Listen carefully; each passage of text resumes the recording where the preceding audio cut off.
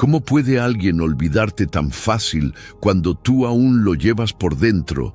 Esto no le pasa solo a ti. Le sucede a miles de personas que han amado desde lo más profundo y sin embargo han sido descartadas como si nada. Pero aquí no venimos a hablar desde la herida, sino desde el renacer, porque sí, fuiste rechazado, pero eso no es el final. Es en realidad el inicio de algo mucho más poderoso, la reconstrucción de ti mismo desde el alma.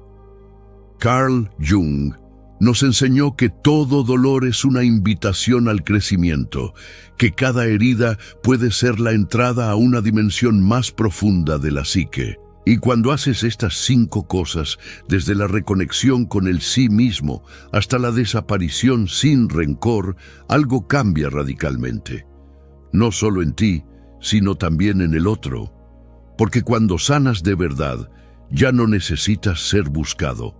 Pero es precisamente ahí cuando empiezan a buscarte. ¿Estás listo para volver a ti y convertir tu herida en magnetismo silencioso? Aquí comienza ese viaje.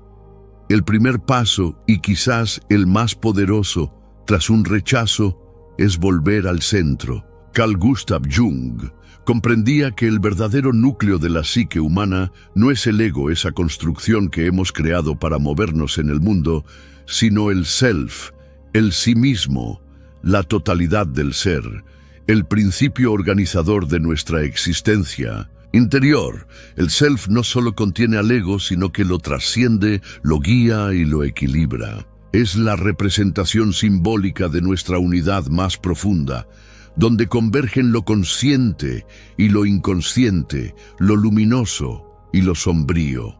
Cuando una persona es rechazada, su ego suele tambalearse. La herida activa memorias antiguas de abandono, de exclusión, de sentirse indigno de amor. La energía se desborda, se fragmenta y uno corre el peligro de perderse en la ansiedad de querer recuperar al otro para calmar el vacío. Pero esa búsqueda externa, cuando no está guiada por una conciencia superior, solo prolonga el sufrimiento. Porque ningún otro ser humano puede llenar el espacio del alma cuando ésta ha olvidado su propio centro. Aquí es donde entra el arquetipo del self. Volver a él no es un acto mental, ni tampoco un consuelo espiritual superficial. Es un proceso profundo de recordación y reintegración. Significa dejar de buscar fuera la validación que solo puede brotar de una conexión interna. Significa enfrentarse al silencio, a la herida, a la soledad, no como enemigas, sino como maestras. Porque cada rechazo que duele es, en el fondo, una invitación a reencontrarse con el ser que uno abandonó mientras buscaba amor en los ojos de otro. Una persona que ha sido rechazada y que, en vez de caer en la desesperación, se erige en dignidad, en presencia, en autoobservación, comienza a irradiar una energía diferente. Ya no se trata de aparentar fuerza o independencia, sino de habitar una paz auténtica, nacida del contacto con la verdad más íntima. El inconsciente colectivo responde a esta vibración. El otro, incluso si no lo comprende de forma racional, percibe esa transformación. Ya no ve a alguien necesitado, sino a alguien entero, y eso, en un mundo lleno de carencias emocionales, es profundamente atractivo. No se trata de manipulación, ni de orgullo, ni de buscar que el otro regrese por venganza. Se trata de regresar al hogar interior, de honrar la herida sin convertirla en una cadena, de volverse símbolo vivo de coherencia, de fuerza suave, de amor propio. Porque nada magnetiza más que alguien que, aun siendo rechazado, se ama tanto que ya no necesita ser escogido para saberse valioso. Y es entonces, justo entonces, cuando el otro comienza a sentir de forma inexplicable que algo en ti ha cambiado y no puede dejar de mirar hacia tu luz. El segundo paso es transmutar el dolor en energía creativa. El dolor, si no se canaliza, se estanca. Se convierte en una masa emocional que pesa, que enferma, que apaga la luz interior. Pero Jung nos enseñó algo crucial. El dolor puede ser alquimia, no como metáfora vacía, sino como verdad psíquica. Toda herida, si se vive conscientemente, contiene en su interior un potencial transformador, una energía bruta capaz de ser sublimada. No se trata de evitar el sufrimiento ni de romantizarlo, sino de comprender que la psique evoluciona precisamente en el fuego de la contradicción, en la fricción entre lo que uno deseaba y lo que la realidad ha desmoronado. Cuando alguien es rechazado, es común que intente reprimir lo que siente, escapar del vacío o maquillar la herida con distracciones. Pero el verdadero proceso de transmutación empieza cuando se decide sentir plenamente, no para revolcarse en el dolor, sino para comprenderlo, para darle forma, para convertirlo en expresión. Porque la psique busca naturalmente la integración y una de sus vías más poderosas es la creación simbólica. Escribir desde el alma, pintar lo no dicho, moverse con el cuerpo que aún tiembla de ausencia es mucho más que una terapia, es un acto espiritual. En ese momento, la persona deja de ser víctima y comienza a ser creadora de sentido. Cada palabra, cada trazo, cada nota o cada gesto nace desde un lugar que antes estaba ocupado por el desgarro. Y esa transformación, esa alquimia emocional, tiene una vibración que va más allá de las palabras. Es un lenguaje del alma que toca el inconsciente de los demás. Lo curioso es que quien crea desde su herida no lo hace para impresionar.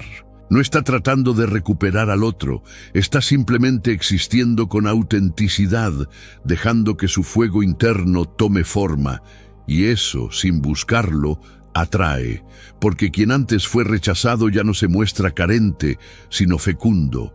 No mendiga amor, lo expresa, no suplica atención, la irradia, y el que alguna vez no supo ver, ahora observa con ojos nuevos. La energía psíquica que antes se dirigía hacia el otro en forma de necesidad, idealización o deseo de aceptación, se redirige ahora hacia uno mismo, hacia la creación, hacia el arte, hacia el cuerpo, hacia la vida. Y eso convierte a la persona en un símbolo viviente de resurrección. Ha descendido al abismo y ha regresado con luz. Ya no es la misma, ha renacido. Y en ese renacimiento, en ese fuego que arde sin quemar, hay una belleza que no se puede fingir, una presencia que deja huella. Porque quien ha transmutado su dolor en creación, no solo ha sanado, sino que ha revelado al mundo su alma despierta. El tercer paso es abrazar la sombra sin miedo. Uno de los motivos más comunes por los que se produce el rechazo es que muchas veces las personas se relacionan desde una máscara, no desde la verdad de su ser, sino desde una versión pulida, editada, adaptada a lo que creen que el otro espera. Esa máscara, en términos junguianos, pertenece al arquetipo de la persona, el yo social, el disfraz que usamos para encajar. Pero ningún disfraz puede sostenerse por mucho tiempo. Y cuando cae, cuando la energía ya no alcanza para fingir, lo que emerge es lo que siempre estuvo escondido, la sombra. La sombra no es maldad, no es debilidad, no es algo que deba eliminarse. Es simplemente todo aquello que uno ha reprimido, negado o considerado inaceptable. Es el conjunto de emociones, impulsos, recuerdos y rasgos que, por miedo al rechazo, quedaron fuera de la conciencia. Jung comprendió que la salud psíquica y el crecimiento real solo pueden ocurrir cuando se integra la sombra, no cuando se la evita. Aceptar la sombra implica hacerse cargo de sí mismo en totalidad. Significa mirar dentro y dejar de dividirse en lo que es amable y lo que es vergonzoso. Y este acto de autoaceptación no es solo un gesto de salud emocional, sino también una forma profunda de autenticidad. Porque quien ya no se esconde, Quien se atreve a mostrarse con su luz y su caos, con su grandeza y su herida, se convierte en algo profundamente humano y por eso mismo profundamente magnético. En muchas ocasiones, el rechazo no fue hacia la persona real, sino hacia la verdad que estaba por asomarse. Esa verdad puede ser incómoda, no porque sea incorrecta, sino porque refleja. Y el otro, al ver esa honestidad sin adornos, puede haber sentido temor. No necesariamente temor a la otra persona, sino temor a sí mismo al verse reflejado. Porque la autenticidad verdadera confronta. Es un espejo que incomoda, que exige honestidad interna. Jung afirmaba que solo quien ha hecho las paces con su sombra está realmente preparado para amar, porque ya no exige perfección, ni en sí mismo ni en el otro. Ya no reacciona desde la carencia ni desde la expectativa, sino desde la comprensión. Y ese tipo de presencia, libre de pretensiones, tiene una potencia silenciosa, porque el alma humana reconoce la verdad cuando la ve. Aceptar la sombra, entonces, es un acto de libertad. Deja de haber una lucha interna por encajar. Ya no se busca aprobación, sino verdad. Y la verdad, incluso cuando es incómoda, incluso cuando incomoda al ego, toca el alma. Porque el alma no busca perfección, busca totalidad. Y es allí, cuando alguien se muestra entero, sin miedo a su propia oscuridad, cuando se vuelve luz. No una luz falsa, sino una luz humana, profunda, viva. Y esa luz, curiosamente, es la que más atrae. Porque quien no teme su sombra, tampoco teme la del otro. Y eso es amor real. El cuarto paso es cultivar la individuación, no la obsesión. El rechazo por su propia naturaleza deja un vacío, y ese vacío suele llenarse con preguntas circulares. ¿Qué hice mal? ¿Por qué no me eligió? ¿Cómo puedo recuperarlo? Estas preguntas parecen profundas, pero no lo son. No emergen del alma, sino del ego herido, de esa parte de la psique que, al sentirse despojada de amor, comienza a girar obsesivamente en torno a quien se fue. Esta fijación no es amor, es una forma de autoabandono, porque en vez de mirar hacia adentro, el sujeto comienza a orbitar en torno a un otro que ya no está. Frente a esta compulsión mental, Jung propone un camino más elevado, la individuación. No como un concepto abstracto, sino como un proceso psíquico y espiritual en el que el individuo comienza a transformarse en quien verdaderamente es. La individuación no ocurre cuando se obtiene lo que se desea, sino cuando se deja de necesitarlo para sentirse completo. Y esto requiere un movimiento radical, volver a uno mismo. Individuarse es dejar de ser un reflejo del deseo ajeno, es soltar la máscara que se usaba para agradar y reconectar con la esencia olvidada. Es preguntarse, ¿qué amaba antes de amar a esa persona? ¿Qué sueños dormían dentro de mí? ¿Qué parte de mí dejé de escuchar por priorizar ese vínculo? En otras palabras, se trata de descentrarse del tú que se fue y regresar al yo que quedó pendiente. Este proceso no es fácil, porque implica renunciar a la esperanza ilusoria de que todo volverá a ser como antes. Pero también es profundamente liberador, porque en la medida en que uno se reencuentra con su fuego interno, con sus pasiones, su arte, su vocación, su verdad, comienza a emerger un magnetismo auténtico, uno que no busca atraer, pero que inevitablemente irradia. Paradójicamente, cuando la persona deja de perseguir y en cambio se enfoca en construir una vida tan llena que ya no depende de ser encontrada, es cuando más atrae, no desde la carencia, sino desde la plenitud, porque nadie se siente verdaderamente atraído por la obsesión, pero todos, aunque no lo sepan, son profundamente conmovidos por alguien que se ha hecho sí mismo. La individuación es entonces el antídoto de la obsesión, Donde la obsesión agota, la individuación expande. Donde la obsesión espera, la individuación crea. Y es precisamente en ese acto creador, en esa transformación íntima, donde ocurre lo inesperado. El otro, que antes se alejaba del apego, ahora se siente intrigado por la libertad.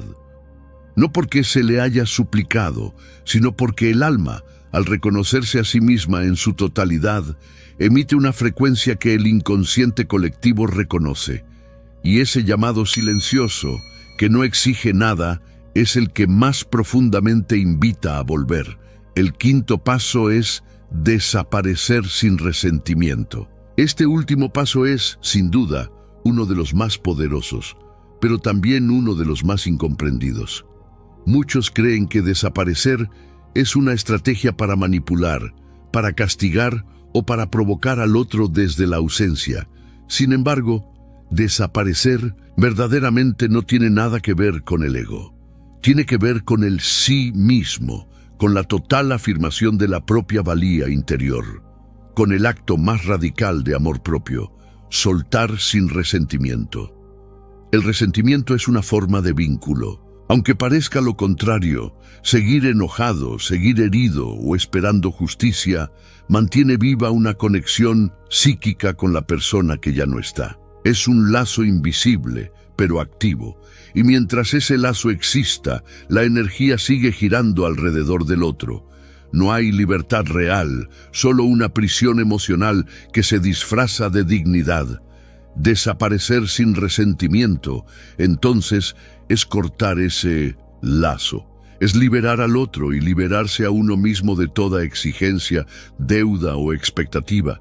Es decir en silencio, no necesito que vuelvas para estar bien, he vuelto a mí. No desde la frialdad, sino desde la integración. Porque solo quien ha atravesado su dolor con honestidad, quien ha abrazado su sombra y ha reconectado con el sí mismo, está en condiciones de retirarse con paz. Este acto no es pequeño, es un movimiento interno profundo. Significa dejar de esperar señales, dejar de mirar el teléfono, dejar de revisar los recuerdos como si aún pudieran cambiar el presente. Significa sobre todo dejar de proyectar, porque mientras el deseo inconsciente de ser buscado siga activo, aunque sea de forma sutil, el alma no está en calma. Y la calma es la clave. Es lo que transforma la desaparición en una presencia, vibrante, aunque invisible. Jung comprendió que el inconsciente responde a símbolos. Y uno de los símbolos más potentes que existen es el silencio genuino de quien ha sanado. Ese silencio no es vacío, no es indiferencia. Es una fuerza psíquica que reverbera en el campo del otro. Porque no hay mayor impacto que la ausencia real de quien alguna vez dependió emocionalmente. Esa transformación se siente, se percibe en el inconsciente del otro como un eco que pregunta, ¿dónde está esa energía que antes me buscaba? ¿Por qué ya no siento su necesidad? Y es entonces cuando algo cambia, no por obligación, no por presión, sino porque el otro, en algún nivel profundo, comienza a notar que ha desaparecido una presencia que era auténtica. No busca al que fue, no desea recuperar la vieja historia. Comienza a buscar sin saber cómo explicarlo a esa nueva versión que ya no gira en torno a él, pero que ahora irradia algo imposible de ignorar. Porque quien desaparece sin rencor se convierte en símbolo de libertad emocional. Y esa libertad, en un mundo lleno de apegos, brilla como un faro silencioso que llama sin llamar. Jung enseñó que todo lo que reprimimos en el inconsciente termina manifestándose en el exterior.